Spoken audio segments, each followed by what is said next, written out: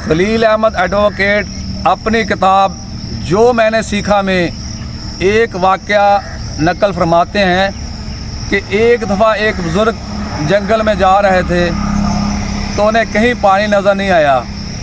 आखिर घूमते फिरते उन्हें वहाँ एक कुआं नज़र आया।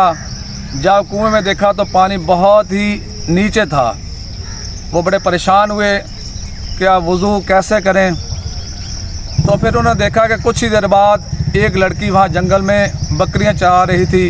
वो घूमती फिरती आई तो उस बुज़ुर्ग ने उस लड़की से पानी के बारे में पूछा। तो उस लड़की ने एक अमल किया जिसके बारे में मैं आपको अभी बताता हूँ कि वो लड़की कुएं के पास आई, उसने कुछ पढ़ा। जब पढ़ा तो वो पानी अल्लाह की रहमत से ऊपर आ गया। तो उन बुज़ुर्गों ने वज़ू किया और नमाज के लिए चले गए। जब नमाज पढ़ के फ़ारिग हुए तो वो सोच में पड़ गए बुज़ुर्ग कि वो लड़की कौन सा अमल करती होगी जिस वजह से ये पानी इतना ऊपर आ गया। तो वो काफ़ी जंगल में घूमे फिरे, आखिरकार वो लड़की उन्हें मिल गई।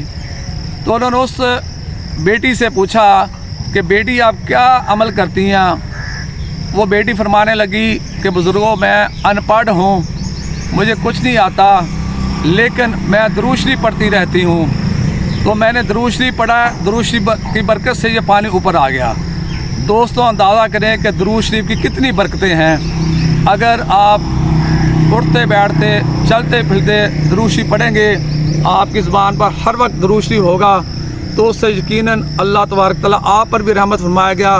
क्योंकि प्यारे आका सल्लल्लाहु अलैहि वसल्लम ने फरमाया कि एक दफ़ा दुरूद शरीफ पढ़ने से 10 रहमतें नाज़िल होती हैं, 10 गुनाह माफ़ होते हैं और 10 दर्जात बुलंद होते हैं। तो आइए ज़िंदगी का एक मिशन बना लें, एक मकसद बना लें कि हम फ़ारिग वक्त में दुरूद शरीफ पढ़ते रहेंगे। अल्लाह तबारक तआला हमें अमल की तौफ़ीक अता फ़रमाए। आमीन सुमा।